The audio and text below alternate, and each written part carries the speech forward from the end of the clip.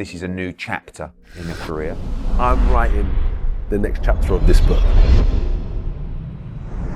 But we also have to acknowledge that we are in the back end of the book. It is a new dawn. I can never go back and rewrite my career. It's an unforgiving sport, I think, where a lot of us make a lot of mistakes. After the Usyk fight, I realised like I've just got to knuckle down a bit more. People think that it's like where your head's at, like, his head's gone, his head's not in the game. Anthony Joshua, Olympic gold medalist, two-time unified heavyweight champion, one of the most recognizable figures in boxing today. But the sport is changing. Faster, fiercer, global. For the haymaker. Oh, right hand, and AJ is down! A question looms over every step he takes. Is Joshua still fighting to be the people's champion? Or is it now just business, an effort to maximize what's left of his legacy? Does this damage AJ's legacy? May I have your attention, please? What is AJ's legacy? For me, AJ's legacy is bringing boxing to the forefront, filling stadium fights back to back, filling stadiums, 4 or 5 times? I mean, I did 80,000 at Wembley Stadium. And he took off what, you know, I was the catalyst for. Me and George Groves doing Wembley Stadium was a post-war attendance record. And then he took it on from that. And fair play to him. Anthony Joshua, the champion, the myth, the marketing machine. Once upon a time, this fella was knocking people out for fun. Then he was knocking out brand partnerships faster than he throws uppercuts.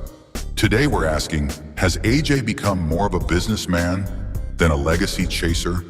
Or is he just a geezer securing the bag like any sensible Brit would?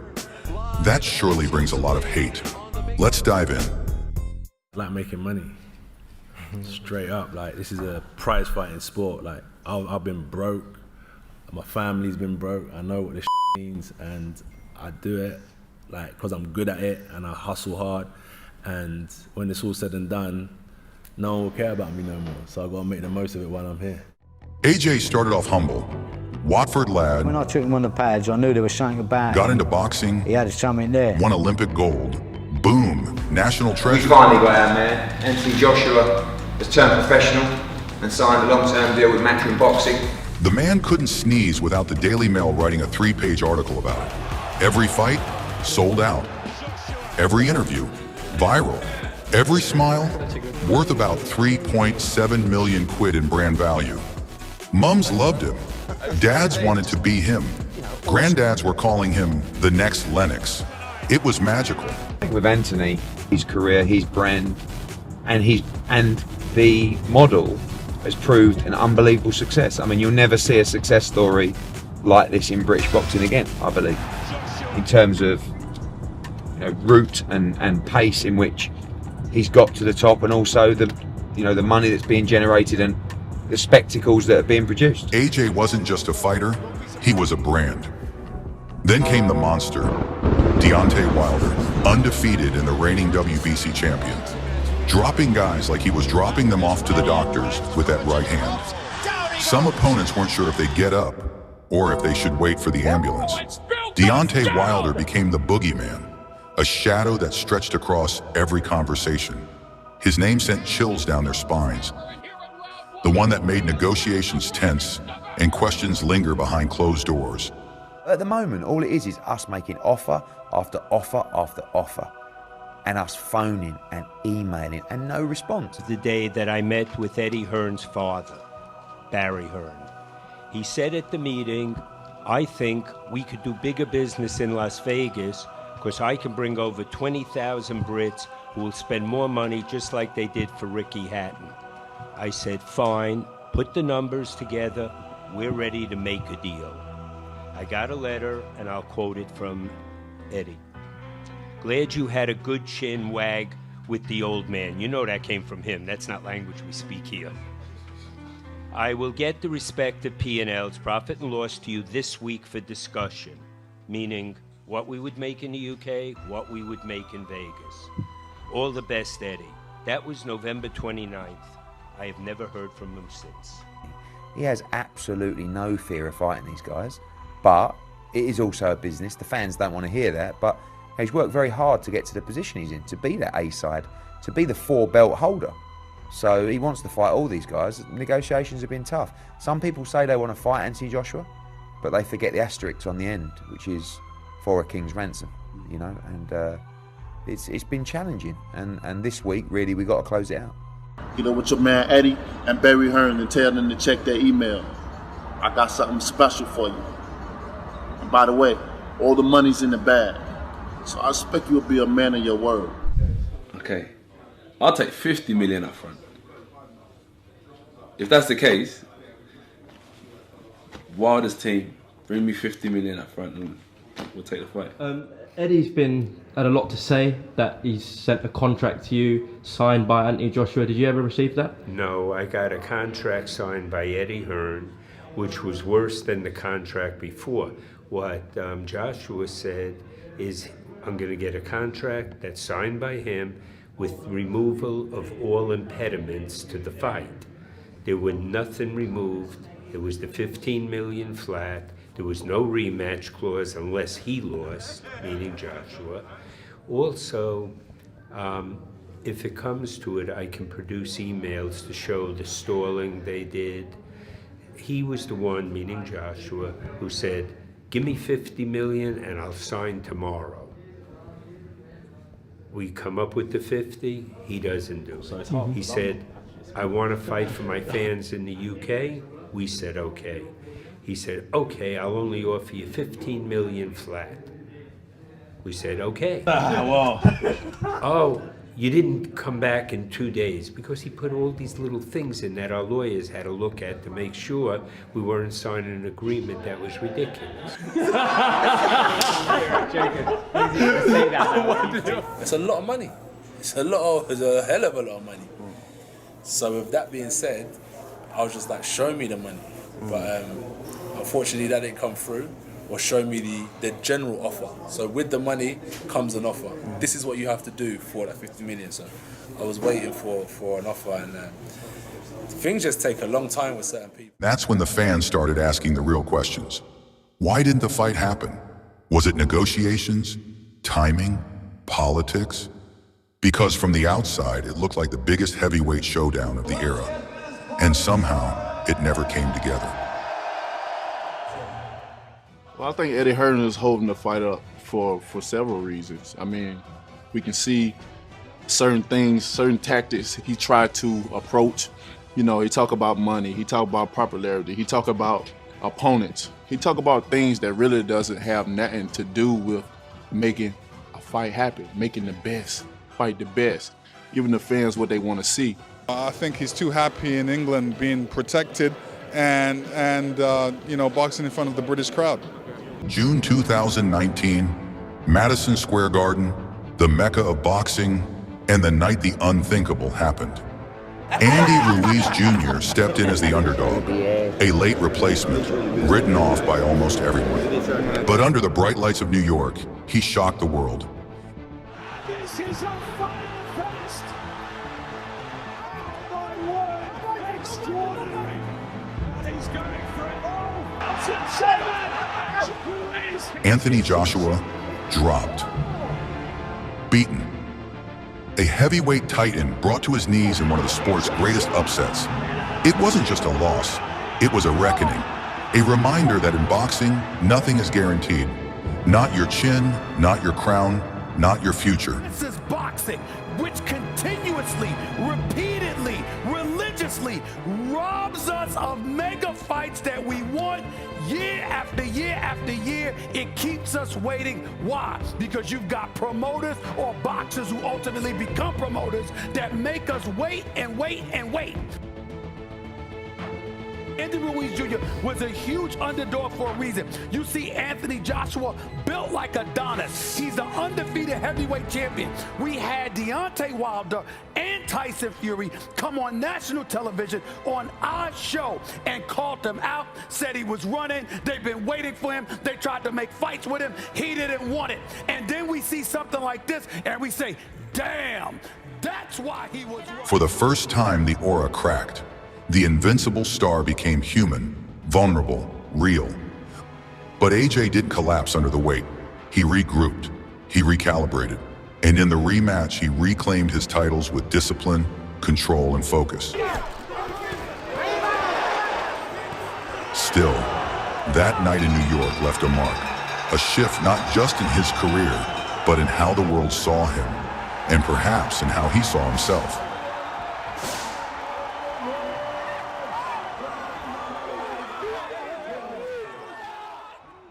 I stepped up out of the amount of time I had out the ring. There's another certain heavyweight out there. Buck. All right, what? Check in. Joshua, where are you? The glass chin label spread quickly, putting immense mental pressure on him. Is it fair that he's been labeled the Amir Khan? They say he's chinny, he's got a glass jaw. No, I mean, look, if there's fighters who just can't take the punch. You know, it happens. Can you fix that? It's hard. It's really hard. I mean, obviously, if you work on your defense and not get hit, you can't build the chin. You can't. It's just impossible. One rough night in New York, and doubts were everywhere. I think Joshua is a really good, exciting fighter, and he's great marquee and everything, and he's very ballsy. But I don't think he has a good chin. I really think his chin is suspect. The rivalry the fans were chasing just drifted further away. Because Joshua's out, I'll apologise for him. And Eddie Hearn, no balls. But I'm the man. I'll fight you, no problem. Wilder was no longer a looming threat to AJ. He was now fully locked in a bitter war with Tyson Fury. A rivalry that commanded the world's attention and left Joshua watching from the sidelines. And Fury, he wasn't shy about it. He taunted Joshua every chance he got. In interviews, on camera, through headlines, turning every victory lap into another reminder. Here we have Anthony Joshua, the big weightlifter. If I was in their position, right, I had my chance at Glory to go to America and beat Wilder, but they didn't take it, so I had to come out of retirement, set about him a couple of times, take the #1 spot, take all the glory, and then they're all looking up to me. He must be sitting down thinking, you know what, that could have been me. But it wasn't. So it is what it is. It's their own fault. Whether it was bad management, bad advice, didn't want to fight for whatever reason, it's played a massive part in how it's all planned out now. All the cards have been dealt. Meanwhile, Alexander Usyk was emerging as a new challenge. The former cruiserweight champion was chasing the fight with Joshua, proving that the heavyweight division wasn't slowing down, and neither were the stakes. Joshua was under pressure, real pressure. He wasn't just fighting opponents anymore. He was navigating a shifting landscape of rivalries, taunts, narratives, and expectations. A battlefield both inside and outside the ring. Alexander Usyk entered the heavyweight division surrounded by doubt. A former cruiserweight king, but to many too small for the land of giants. None of them heavyweights from before, in this world or any other world, could ever have beaten Tyson Fury. Too small. And when I fight Usyk, I'll prove to you what a big man does to a midget. People said he didn't belong, that he wouldn't last, so he proved them wrong. First Chaz Witherspoon, then Derek Chisora. Real heavyweights, real tests. Usyk beat them both with footwork, IQ, and that quiet confidence only champions carry. He wasn't just visiting the division, he was warning it. Joshua then stepped up to face Alexander Usyk, undefeated, technically flawless, and relentless. A challenger who didn't just want the belts, he wanted the throne. Joshua took the fight at the highest level. No tune-ups, no warm-ups, straight into the deep end. But Usyk's brilliance was undeniable. He outboxed Joshua once, and then did it again. Two performances that reshaped the heavyweight landscape. And for fans, a new question emerged. In a division evolving faster than ever, can Joshua still chase pure legacy? Or does he now have to navigate the sport with a businessman's strategy? After all the hard work, all the rebuilding, Joshua lost the titles again. And the frustration hit like a heavyweight punch of its own. What you saw tonight was a raw emotion, a real person that was feeling the pressure, that wanted to win so badly. From a legacy standpoint, it felt like being thrown right back to square one.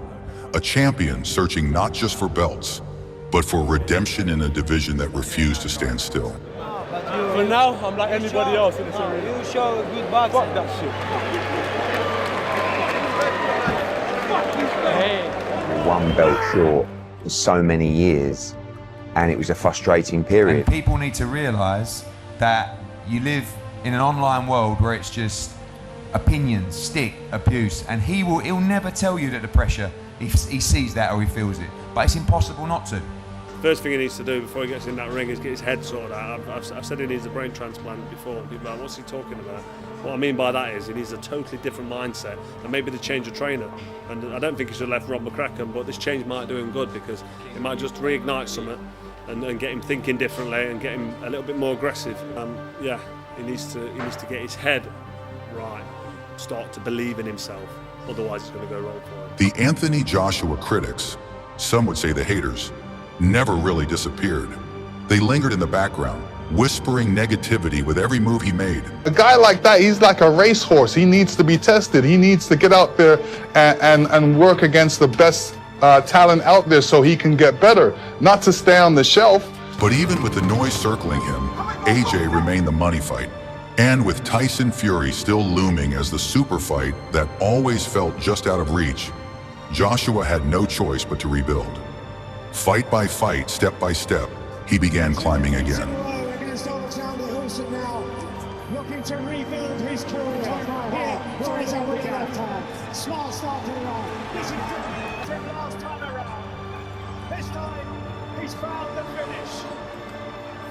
I talked about this being a no-win situation. Until finally a new opportunity emerged.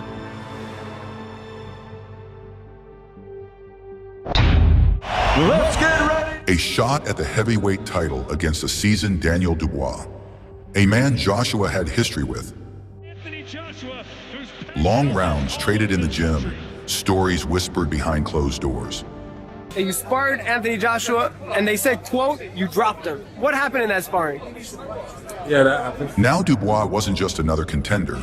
He was a rival with roots, a moment to shift the narrative and reclaim the legacy many thought was fading. Daniel Dubois straight in the front foot. He went for the haymaker. Oh, right hand, and AJ is down. The legs are unsteady. And he makes it to the end of the round.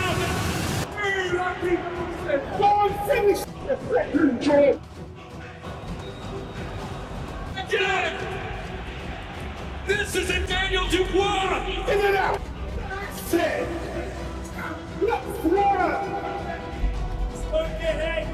It's a step in with me. The lights are going again! And he's down as I'm not ready to do anything about it! He's down again!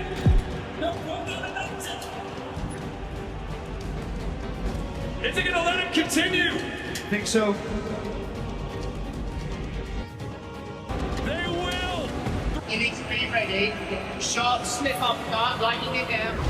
Oh, good shot from Dubois straight away with the jab. This could be it!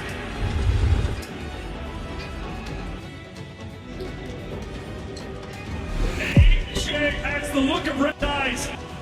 He's down again! They've called it off! Stop the fight! No, wait! No knockdown! No, they're saying it's no knockdown! He's returning it. Wait, start mixing it up. People get much seized on short.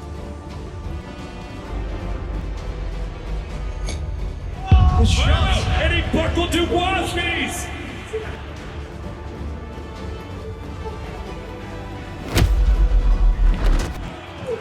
It's over! There's no way back from this! It was an explosive, dramatic fight. A bout that forced Joshua to dig deeper than he had in years. A battle not just for a title, but for his pride, his identity, and the legacy he'd spent a lifetime building. You want to say a few words? Of course I want to continue fighting. That's what I said is, we took a shot at success and we came up short. And what does that mean now? We're gonna run away. We're gonna live to fight another day. And that's what I'm a warrior. And also, before I finish, we have to give credit to our opponent. I can't block it. Hey, look what I did. Hey, look what I did. I went from a crumb into $1 million with no college. But I don't just want to see him outbox and run and hide and move and keep out of the way and keep safe, because that's not going to set him up for a fight with Deontay Wilder or Tyson Fury. Hey, look what I did. I turned my Nissan into a Benz with no mileage.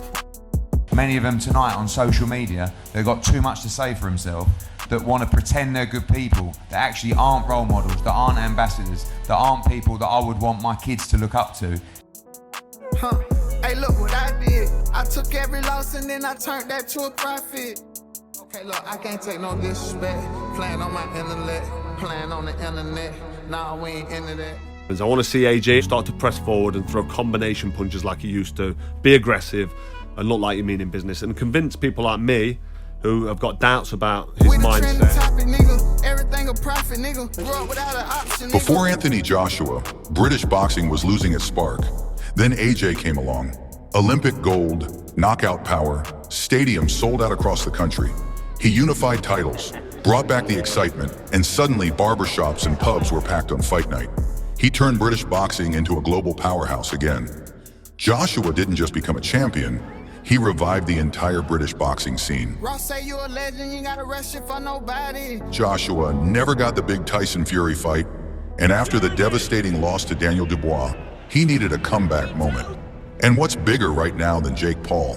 A massive payday, a massive spotlight, and the chance to shut down a YouTube star. Now let's take a look at this list. They said, fight a real boxer. They said, fight someone your Accused of size. scripted fights, hand-picked opponents, and beating up retired boxers or retired UFC veterans. Let's go. We looked at a long list of supposed fighters for me to fight. But as I looked closer at the list, I saw one name that stood out. Anthony Joshua. Anthony Joshua? That's gotta be it, Bernard! Fire up the jet! I'm going back to training camp! I'm fighting Anthony Joshua! For Jake, it's the biggest challenge of his life. For Joshua, it's a chance to remind the world who the real heavyweight is. But for boxing fans, and especially Joshua's critics, do you and Anthony stand to make more out of it than Anthony Joshua fighting Tyson Fury? More out of it? You're talking financially? Financially. Well, I think the same kind of levels. Should Jake Paul be fighting Anthony Joshua? No. Is he mad to do it? Yeah. What do you want him to do? And forget the legacy chat for a minute, because you can't eat legacy. This is going to be as truthful as it gets. We were going to fight against a bloke you've never heard of, right? For a decent sort of... Who was it? I'm not going through that, but it's a top 100 guy, 100 guy on BoxRec, right? Or we can go out and we can do it against Mr. Paul for 50 times as much money. And by the way, in the process, and, you know, take care of this bloke and get him out of the boxing world and make several tens of millions in the process, of course. this matchup isn't the dream fight.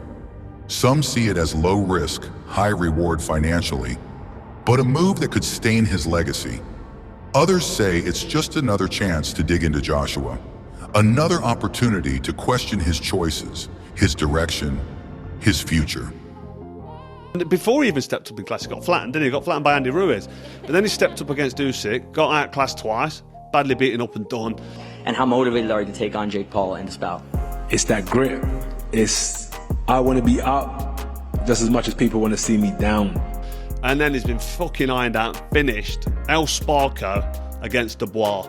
So that, for me, is all she wrote. That should be the end of AJ's career. Can't go back and forth with no nigga, this ain't no ping pong. You still sending slick shots, nigga, keep on. Rich cost a whole down car, I put a Jeep on it. $1 million deals on the table, I gotta sleep on it.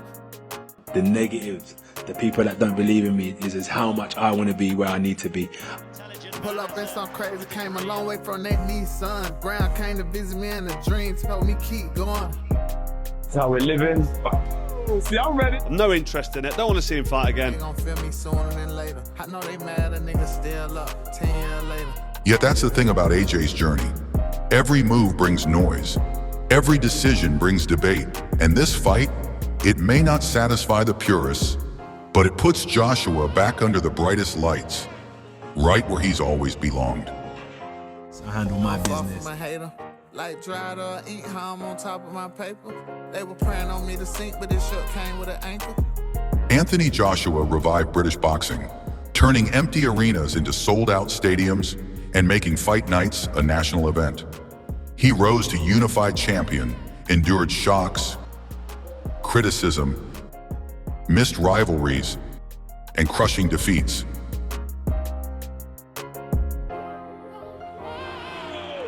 Yet always rebuilt.